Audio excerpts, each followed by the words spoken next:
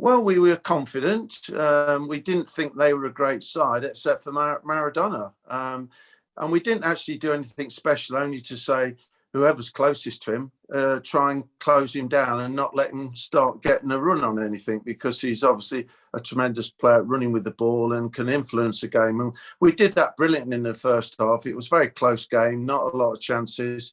And the game changed on its head, so to speak, 7 minutes into the second half with the famous hand of God goal when Maradona cheated, putting it in with his hand. And of course, he celebrated, kept looking around, I think, because he was expecting the referee to give a foul to us. And of course, the referee and linesman, who were very, very poor in the game, didn't give it. And we went 1-0 down, which was a very crucial moment in that tie, because it was the first goal. And of course, he scored a fantastic goal 4 minutes later. It was one of those moments that people remember.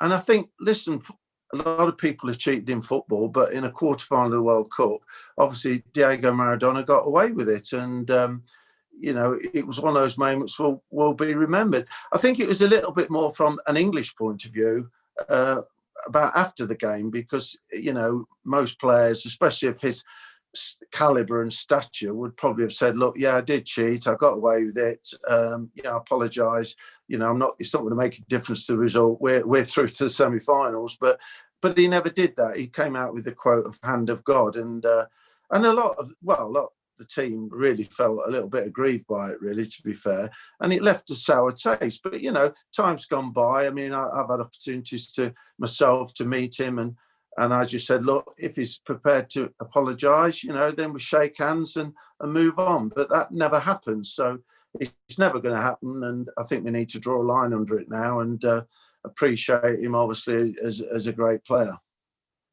Well, of course, his life off the pitch was,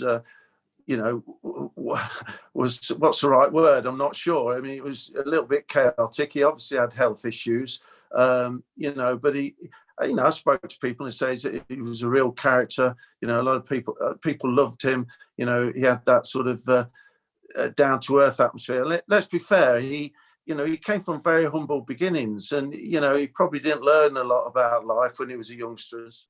Well, as far as I'm concerned, he's the greatest player I played against, and forgetting the hand of God and the blip and the cheating side of it, he was a superb player. I mean, Pele, who I never played against, but I obviously was at that age very young when I managed to be on the bench for England and see him play.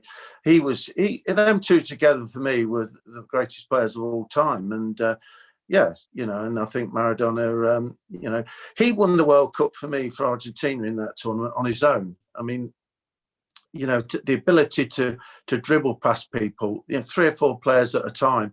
He didn't just do it once; he did it many times, and you don't see that anymore in the modern game. It's all pass.